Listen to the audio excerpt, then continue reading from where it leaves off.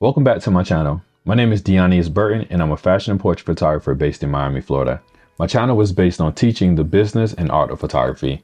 On today's episode of How I Got the Shot, we'll focus on a fitness apparel inspired concept aimed at getting the attention of Nike and similar companies. And as you can see here, it worked. I tend to always shoot with intent. So while creating the mood board, I kept in mind how Nike could use the images in their marketing strategies.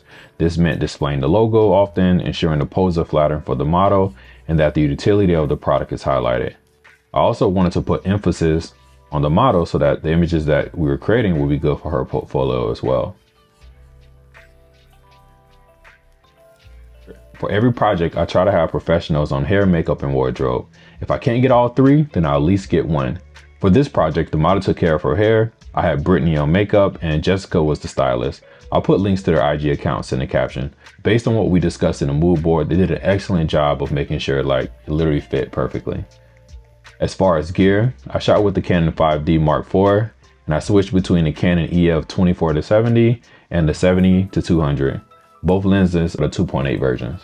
So I'm no expert on yoga poses. I've done it before, but I know my limits.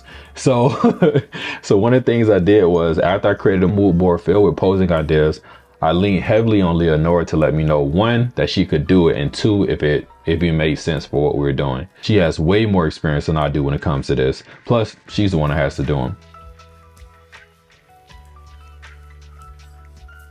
So now that we're in capture one, let's talk about camera settings. My aperture was set at f5. I'm shooting at 1/125 for the shutter speed and an ISO of 100. This was the portion where I was using the 24-70, and you can tell because I'm at a 38mm at this portion of the shoot. For this beginning portion of the session, I wanted her to warm up. So I asked her to just do her typical warm up. I wanted her to go through poses that she would naturally do so that the posing didn't seem stiff or forced at all. I'm trying to make sure that the poses make sense and that also that where there's some emphasis on the background. So shooting at that f5 gives you a little bit of detail in the background, or enough detail in the background to let you know where you are, but it's not enough to where you can, focus on everything. Now here I'm shooting at a 70 and I can tell I'm liking the fact that the background is getting blurred out some more. And then I switched my orientation, as you guys can see, to shoot more portrait. So this is done because I know anytime that you're making marketing materials, you have to leave space for text. So I wanted to, leave that space for text up top if they needed to, or they could put it in this area with the trees, but pretty much they could put this text anywhere they needed to. But I like giving that head room. Plus it minimized how many distractions we were seeing in the background. If we go back up, you guys can see there's a bridge over here, there's this tree, there's some buildings. There's a lot of things that can distract your eye away from her and the product. So shooting this way kind of minimized that, just, getting rid of those distractions. So once she switched to this position, I switched my lenses as well. Because again, I wanted to remove distractions from the background and make sure I have a big focus on her. And you can see also I'm framing her head in between the trees because one of my rules, one of the rules that I abide by is not having trees poking out of the head of your subject. So I wanted to definitely emphasize that. The 70-200 also allows you to do this effect in camera. I took the flowers that were on the ground, or the petals that were on the ground, and I placed it in front of the 70-200, knowing that it would not show any detail in the flower, but it'll just show the color. And I love this concept. I showed it to everybody on set and everybody was super excited. So I stuck with it for a decent amount of shots. So for me, this was me being artsy. This is not something I would typically do with one of my clients unless they requested it. But being that this was a test shoot or a portfolio shoot, this is the time to practice on this type of thing. I always tell people, especially when I'm teaching younger photographers, do not practice on your clients. When someone is paying you, that should be something that you've already figured out. So this test shoot, again, allows for me to be able to try stuff like this and not worry about if it didn't work or not. But obviously, it working is super important. It has to work. It has to work. And then we switched over from her doing, the more exaggerated movements to her doing something very calm, because again, I wanted to get images that were great for her portfolio, that showcase her and what she brings to the table. So part of that is her look. I wanted to make sure the shots were flattering for her, with emphasis on her, And my 2024 mind tells me to crop this down to a 4:5. Instagram has definitely controlled a lot of what we do. The other thing I would do too, and I feel like I did this on the actual final edit, is isolate the colors that are back here and remove the color. So let's undo that. And then we're gonna go up here to layer, background, wait for this to load. Yeah, we got the background. Select this blue, desaturate it. We're also gonna select this specific red or orange and desaturate that. So we're missing, let's get rid of all of that. I don't want any attention on that at all. And then let's also erase the rest of that so we don't lose it on the petals. Now in Photoshop, I will probably push this to green or something. I will push this area to green so that it kind of blends in with here. But I don't want that emphasis to be on that red or blue because those are not prominent colors. And plus it doesn't do anything to accentuate my client or my subject. It doesn't put any focus on her. So it definitely needed to be removed. I'm pretty sure I did that in the final edits, but obviously you can't do that when shooting raw.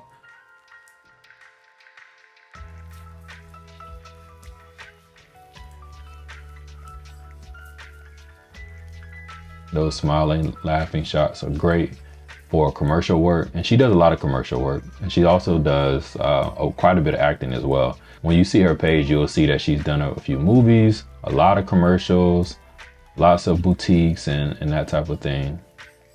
She's very versatile, as you can see, like very athletic.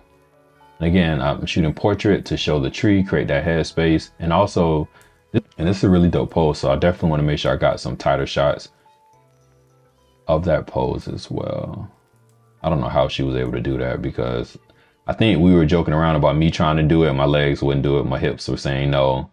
My arms could do that. I could put my hands in front of my chest, but me squatting down with my leg across my leg, no, it's not a thing. Or wrapping it behind, not a thing that Dion can do. And that's why Leanora is Leanora, because I couldn't do it. I don't know how she was able to do that. And you can see the sweat in her face because it was hot. It was very hot. It was hot. And that's also why we stopped here. Like that was it. Like we came here for this one look. We got this one look and we got up out of there. But these laughing shots are great. I can't even remember if these were on purpose or not, or if I was just catching her off guard, but these are great for a portfolio. Again, it helps to sell that whole commercial look, and that's what it will get you hired for someone like Disney or Target. Nike as well, you know, just anything family oriented. Like you need to show people that you have a happy, inviting smile. I think that's pretty much it. I don't know what was going on here. I remember us getting in and getting out. We're both professionals, so we know what we're doing. And then also when you get the shot, you get the shot, you get out. I'm not a person that tries to overshoot, especially for projects like this. And definitely because of the Miami heat. Man, the heat in Florida.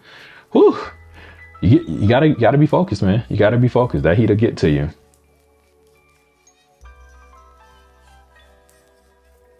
Looking back over the session, I see a few things that I definitely would have changed, especially with my updated style of shooting. If I was doing this today, I definitely drop my aperture down to 2.8 while having my focal length at 200 millimeters. This would definitely extra emphasis on blurring out the background to where you would see like no detail. And I wouldn't do this for all of the shots, but there would be at least a portion of the shots where I did that. Similar to this 307 where you can't really see any detail in the background. The main emphasis is really on her. All you see is the Nike symbols, the Nike checks, and then also we should have pulled that bra down because we can't see the Nike logo the way I wanted to. But there's definitely something I would have fixed. And another reason for doing that is because I don't want to see those buildings in the background. Seeing those buildings irk my soul. Just a little bit, just a little bit. I also would have used a reflector or a strobe to add a pop of light. It wasn't necessarily something that we had to have, but I know that would have made me feel better for how I shoot now. A lot of these are the kind of things that make your images stand out amongst all the rest of the images that are out there. And then lastly, I would have shot with a 24-70 a little bit more. I have this rule that I emphasize a lot on shoots is making sure my subject looks grand. So I would have wanted to make her look larger than life by shooting with a 24-70, coming up close on her, and then opening up my lens to between 24 and 35 millimeters. And that would make her look a lot taller than she is, which makes her look great on camera. So I'm still happy with what we got, but there's always room for improvement. Thank you again for checking out my channel. Please leave a like, any questions or thoughts in the comments, and subscribe to the channel if you haven't already. And for those who are interested in more exclusive content, check out my Patreon channel today. Before I go, I know we're out here creating for clients and friends and all the folks in your network, but please remember to create for yourself. You definitely matter. See you in the next video. Peace.